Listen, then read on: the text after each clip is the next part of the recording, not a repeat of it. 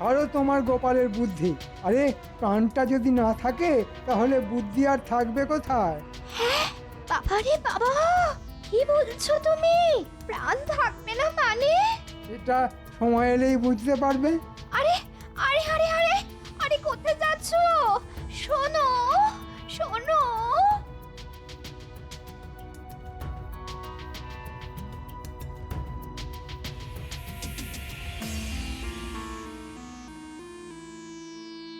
বলি, বাড়ির অবস্থাটা একবার দেখেছো?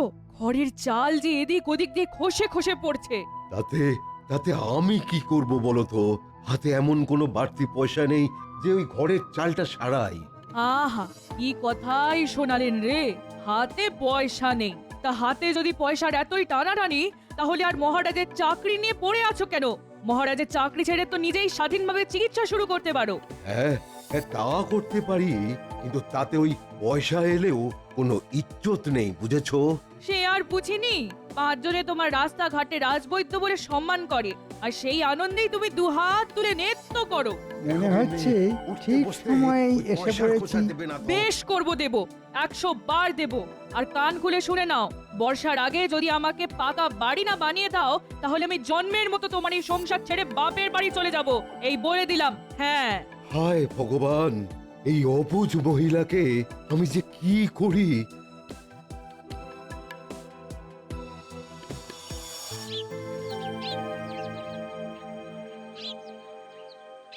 একি একি মন্ত্রীমশাই, আপনি আপনি এই সময় আমার বাড়িতে? একটু আলে চলো, কথা আছে।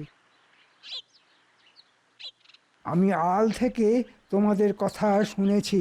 শোনো, তোমার পাকা বাড়ির সমস্ত খরচ আমি দেব। আপনি দেবেন? কিন্তু কেন? দেখো, বিনা কারণে আমি কোনো কাজ করি না, তাই টাকা দেব একটা শর্তে। শর্ত? হ্যাঁ, শর্ত। তুমি যদি আমার কথা মতো কাজ করো, তাহলে তোমার পাকা বাড়ি হতে আর কোনো বাধা থাকবে না। বলুন বলুন তাহলে আপনার শর্ত।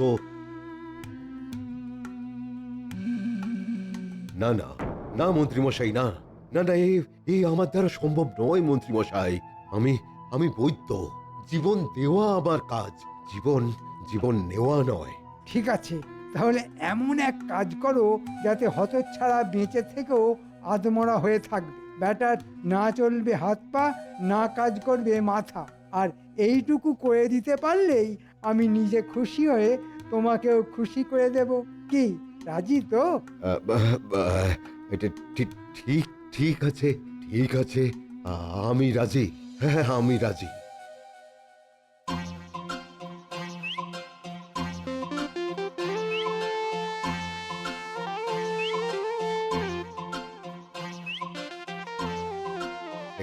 হে গোপাল, বাজার যাচ্ছ নাকি? হ্যাঁ, হাতে বাজারের থলি নিয়ে আপনার বাড়ি যখন যাচ্ছি না, তখন বাজার ছাড়া আর কোথায় যাব বলুন? দারুণ বলেছো কিন্তু। হ্যাঁ, তবে গোপাল, আর দুপুরে যে তোমায় কষ্ট করে একবার ওই আমার বাড়িতে যেতে হবে। কেন? আসলে আমার গিন্নির বড় ইচ্ছে যে পঞ্চব্যঞ্জন রেঁধে তোমাকে খাওয়ায়। তাই নাকি? বাবা বাবা, খুব ভালো খবর তো। খেতে যে আমি খুব ভালোবাসি। ঠিক আছে, বৌঠানকে বলে দেবেন তার নিমন্ত্রণ রক্ষা করতে আমি অবশ্যই আসবো। এখন আসি তাহলে। হ্যাঁ হ্যাঁ হ্যাঁ, এসো এসো এসো। জানি না মন্ত্রীর কথায় নেচে কাজটা কতটা ঠিক করছি না ভুল করছি। গিন্নি, এই নাও বাজার। কি আনলে আজ বাজার থেকে? হ্যাঁ, ওই তো উচ্ছে, ঝিঙে, আলু, পটল, মূলো আর পাকা পোনা। ও মা গো, সূর্য আজ কোন দিকে উঠেছে গো? চুনো মাছের বদলে কিপটে বুড়ো আজ পাকা পোনা এনেছে। এনেছি কি আর এমনি এমনি? আজ দুপুরে রাজবৈদ্যর বাড়ি আমার নিমন্ত্রণ, তা সেখানে আমি কত ভালো ভালো খাবার খাবো। তাই ভালোবেসে তোমার জন্য পাকা পোনা এনেছি। বেশ জমিয়ে কালিয়া বানিয়ে খেও। হ্যাঁ হ্যাঁ গা, আমার জন্য তুমি এত ভাবো? হ্যাঁ, সে তো বিয়ের পর থেকেই ভাবি গিন্নি। শুধু দুঃখের কথা, আমার ভালোবাসা মাখানো সেই ভাবনা তুমি বুঝতে পারো না। মরণ।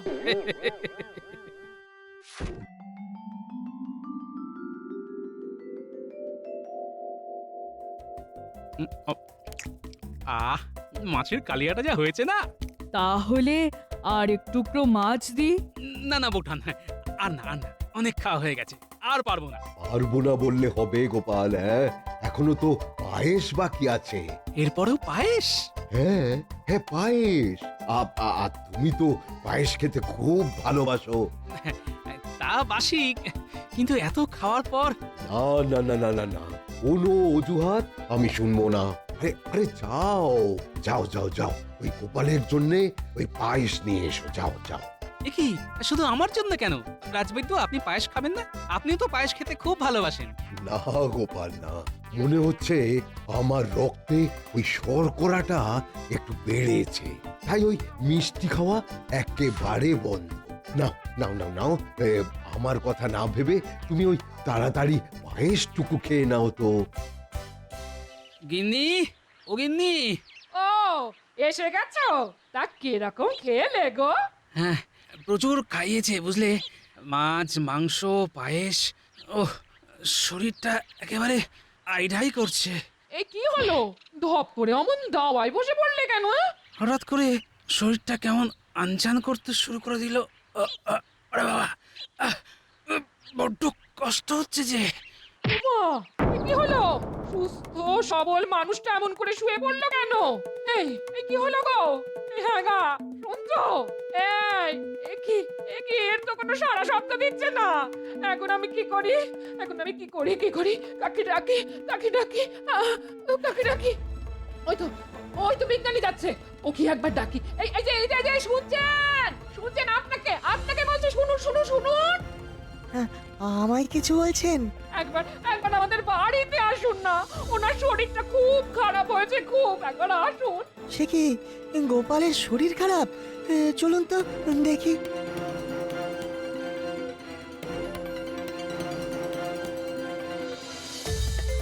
ওই দেখুন, এই মাত্র রাজবৈদ্যের বাড়ি নেমন্তন্ন খেয়ে এসে কেমন অচেতন হয়ে পড়েছে, একটু দেখুন না। মনে হচ্ছে খাওয়া থেকে এই বিপত্তি। বৌঠান, আপনি তাড়াতাড়ি এক গ্লাস তেঁতুল জল করে আনুন দেখি। হ্যাঁ, খুব তাড়াতাড়ি ওকে বমি করাতে হবে। হ্যাঁ।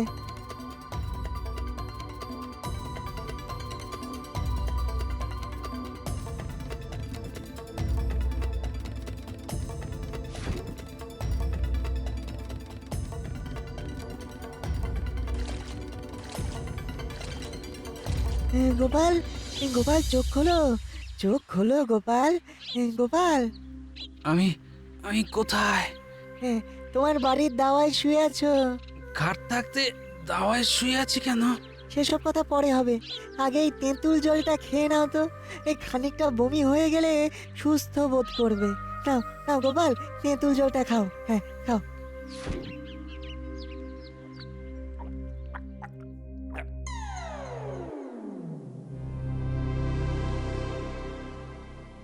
এতক্ষণে মনে হয় রাজবৈদ্যর ওষুধের কাজ শুরু হয়ে গেছে।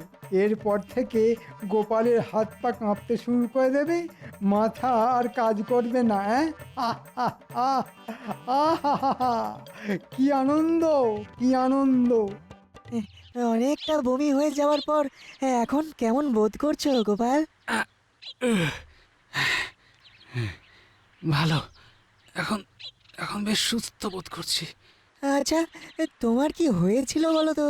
ওই রাজবৈদ্যর বাড়ি পায়েসটা খাওয়ার পর থেকেই শরীরটা কেমন করতে লাগলো। কি করে যে বাড়ি এসেছি সে কেবলমাত্র আমিই জানি। শরীর ঝিমঝিম করছে, হাত পায়ে যেন বল নেই, চোখে অন্ধকার, মাথার মধ্যে সবকিছু যেন গুলিয়ে যাচ্ছিল। তার মানে ওই পায়েস থেকেই বিষক্রিয়া শুরু হয়েছিল? হ্যাঁ, আচ্ছা আচ্ছা, ওই পায়েস আর কে কে খেয়েছিল? শুধু আমি। কেন, রাজবৈদ্য খায়নি? না, তার নাকি রক্তে শর্করা বেড়েছে, তাই ওই পায়েস ছোঁয়নি পর্যন্ত। আচ্ছা বিজ্ঞানী, আমি যা ভাবছি তুমিও কি তাই ভাবছো? মনে তো হয় তাই।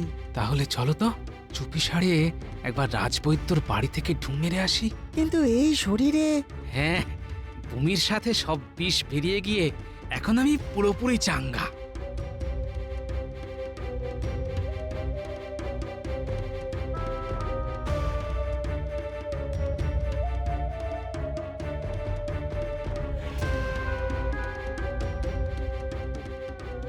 কি গো, কাজ তো করে দিয়েছো, এবার মন্ত্রী মশাই আমাদের পাকা বাড়ি বানাবার টাকা দেবেন তো? হ্যাঁ হ্যাঁ, দেবে দেবে দেবে, ঠিক দেবে। দিলেই ভালো।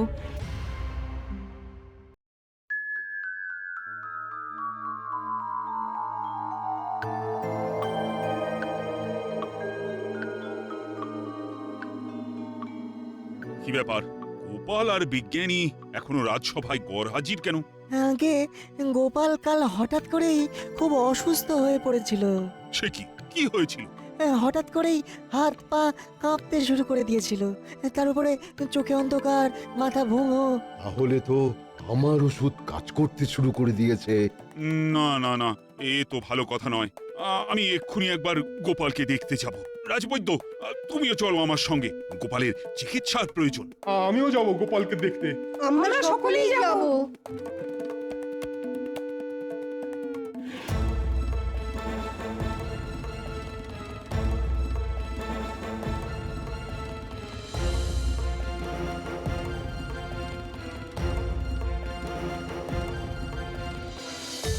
গোপালের নিশ্চয় খুব বাড়াবাড়ি হয়েছে, তাই মহারাজ সকলকে নিয়ে গোপালের বাড়ি যাচ্ছেন।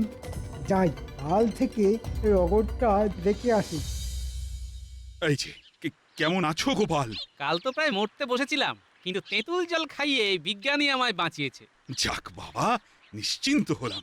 যা, এবারেও গোপালের কোনো ক্ষতি করতে পারলাম না। এই যে নিন মহারাজ। আহা, এইসব আবার কেন? কাল আমার কত বড় একটা ফাঁড়া কাটলো বলুন তো, তাই আজ একটু মিষ্টিমুখ আপনাদের করতেই হবে। আমি তো মিষ্টি খাবো না, আমার রক্তে যে ওই শর্করা। সে তো পায়েসে পাতলা রসে বানানো এইটুকু রসগোল্লা খেলে কিচ্ছু হবে না। নিন নিন, খান খান।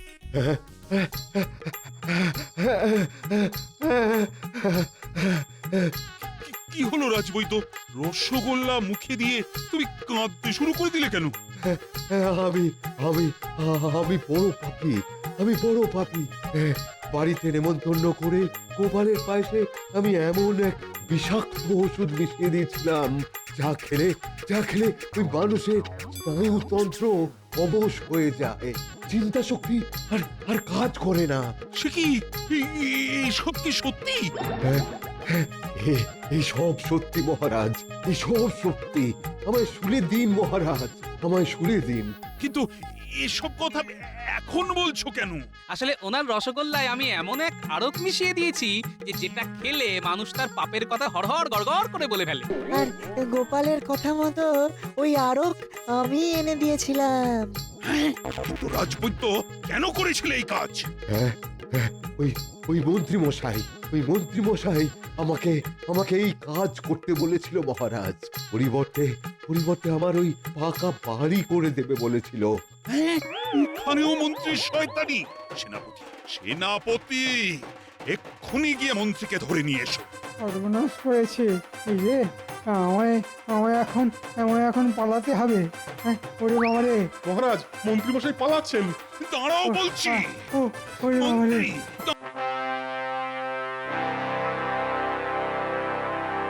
কি হে রাজপণ্ডিত, পুজোর আর কতদিন বাকি? আর বেশি দিন বাকি নেই মহারাজ। তাহলে তো এখন থেকেই তোড়জোড় শুরু করে দিতে হয়। হ্যাঁ, সে তো দিতেই হয় মহারাজ। রাজবাড়ির পুজো বলে কথা, যেমন তার জাঁকজমক তেমন তার খরচ। মন্ত্রী, রাজকোষে কত টাকা আছে বলো তো? বুঝতেই তো পারছো দুর্গোৎসবে কি বিশাল অর্থ ব্যয়। সে তো বুঝতেই পারছি মহারাজ, কিন্তু সমস্যা হচ্ছে যে রাজকোষ তো প্রায় শূন্য। সে কি, রাজকোষে টাকা নেই? কিন্তু এই বছর তো খুব ভালো রকমের খাজনা আদায় হয়েছে। অস্বীকার করছি না, কিন্তু আয়ের থেকে ব্যয় যে বেশি মহারাজ। এ আবার কিরকম কথা বলছেন মন্ত্রী মশাই? এই কমাসে তো তেমন কোনো বড় রকমের খরচা হয়নি। এই, তুমি থামাতে গোপাল। সব ব্যাপারে তোমার ওই অনাবশ্যক নাক গলানোটা বন্ধ করো। এই বাবা, আমি আবার নাক গলালাম কখন? আমি তো সত্যি কথাটাই বললাম। হ্যাঁ, গোপাল তো ঠিকই বলেছে। এই কমাসের মধ্যে তো এমন কোনো বড় রকমের খরচা হয়নি। তাহলে রাজকোষ শূন্য হয়ে যায় কি করে? সব টাকা যে আমি পকেটে পুড়ে দিয়েছি। মানে আপনি কি আমায় সন্দেহ করছেন মহারাজ?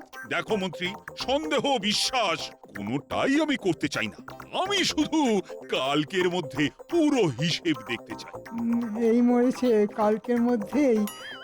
আর 2-1 দিন সময় দিলে হয় না? না, হয় না। কালকের মধ্যেই এই রাজসভায় তোমায় পুরো হিসেব পেশ করতে হবে। আর এই নিয়ে কোনো টালবাহানা আমি শুনতে চাই না। মনে রাখবে, এটাই আমার আদেশ।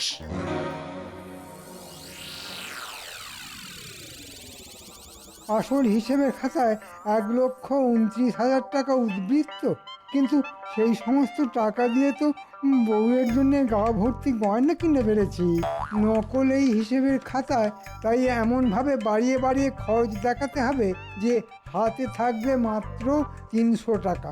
যত রাতই হোক না কেন আজ রাতের মধ্যেই নকল হিসেব শেষ করে ফেলতে হবে। বাবা, আমার নামও মন্ত্রী, এমন হিসেব সাজিয়ে দেব না, মহারাজ কেন মুর্শিদাবাদের নবাব অবধি আমার হিসেবের কোনো ত্রুটি ধরতে পারবে না। আমার মন বলছে রাজকোষের হিসেবে মন্ত্রী নিশ্চয়ই কোনো গন্ডগোল পাকিয়ে বসে আছে। তাই আজ রাতের মধ্যেই সব হিসেব ওলট পালট করে কাল নতুন খাতা লিখে এনে মহারাজের কাছে পেশ করবে। যাই, রাতের অন্ধকারে একবার মন্ত্রীর বাড়ি গিয়ে উঁকি মেরে দেখে আসি।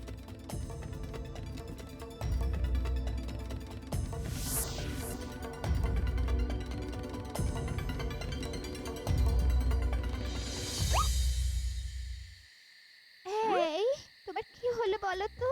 গোমরা মুখে রাজসভা থেকে ফিরে এসে গোছ হয়ে বসে রইলে।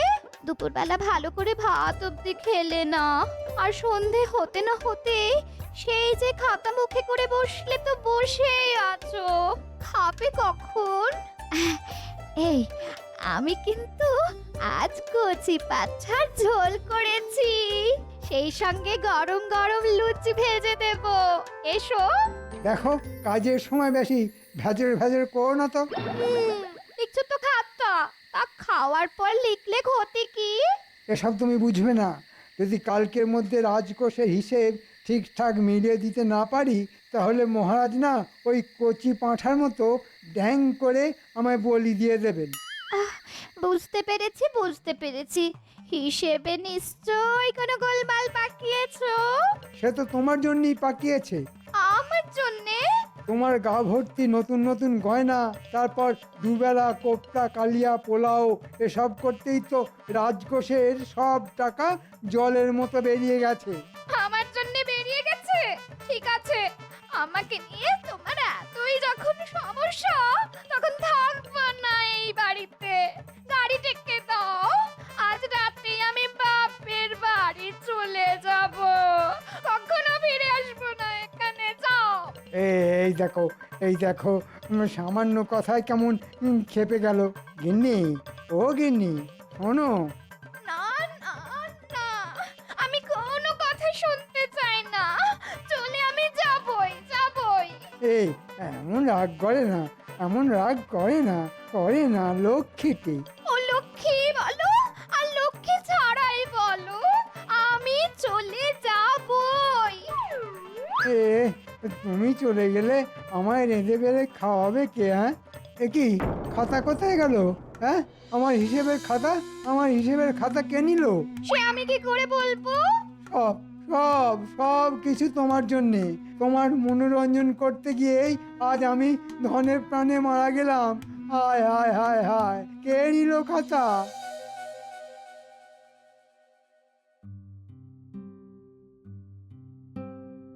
কি ব্যাপার, সকলেই রাজসভায় হাজির, অথচ গোপাল আর মন্ত্রীর দেখা নেই কেন?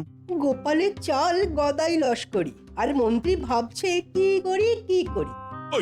ওই তো মন্ত্রী এসে গেছে। কিন্তু সাথে তো হিসেবের খাতা দেখছি না। মন্ত্রী, হিসেবের খাতা আনুনি? কি করে আনবো মহারাজ? কাল রাতে চোর এসে আমার ঘর থেকে হিসেবের খাতা চুরি করে পালিয়ে গেছে। সে কি, তোমার ঘরেও চোর? তাও আবার যে সে চুরি নয়, একেবারে হিসেবের খাতা। বলুন তো মহারাজ, কি দিনকাল পড়লো? হ্যাঁ, দিনকাল সত্যি খারাপ পড়েছে মন্ত্রী মশাই। না হলে আমাদের মহামান্য মন্ত্রী মশাইকে জাল হিসেবের খাতা তৈরি করতে হয়। মানে? এই দেখুন, আসল আর নকল খাতা। আসল খাতায় উদ্বৃত্ত রয়েছে 1,29,000 টাকা, আর মন্ত্রী মশাইয়ের তৈরি নকল হিসেবের খাতায় কিন্তু 1 টাকাও উদ্বৃত্ত নেই, উল্টে 10 টাকা ঘাটতি দেখানো হয়েছে। এসব মিথ্যে কথা মহারাজ। গোপাল আমাকে ফাঁসাতে চাইছে। তাই নাকি? কিন্তু হাতের লেখা তো আর মিথ্যে কথা বলতে পারে না। ভালো করে খাতা দেখে বলুন তো মহারাজ, নকল খাতার হাতের লেখা মন্ত্রী মশাইয়ের না আমার? হ্যাঁ হ্যাঁ হ্যাঁ, দুটো খাতার হাতের লেখাই তো মন্ত্রী। মন্ত্রী, তুমি তুমি এত বড় জোচ্চোর! এতগুলো টাকা তুমি পেটে পুড়ে দিয়েছো। ভুল হয়ে গেছে মহারাজ, কথা দিচ্ছি এমন কাজ জীবনে আর কখনো করব না। এবারের মতো ক্ষমা করে দিন, ক্ষমা করে দিন মহারাজ। ক্ষমা? ক্ষমা? তোমার মতো জোচ্চোরকে ক্ষমা? যাও যাও, 6 মাসের জন্য বরখাস্ত করলাম তোমাকে। হ্যাঁ, এই 6 মাস তুমি রাজসভায় ঢুকতেও পারবে না, আর কোন রকম বেতনও পাবে না। তাহলে যে আমি না খেতে পেয়ে মরে যাব মহারাজ, না খেতে পেয়ে মরে যাব। মরে যাবে? আর তোমার মরার তো এই শুরু। আজ বিকেলের মধ্যেই তোমায় গুনে গুনে 1,29,000 টাকা শোধ করে দিয়ে যেতে হবে, না হলে তোমার ভিটে মাটি সবকিছু কেড়ে নেব আমি। হ্যাঁ,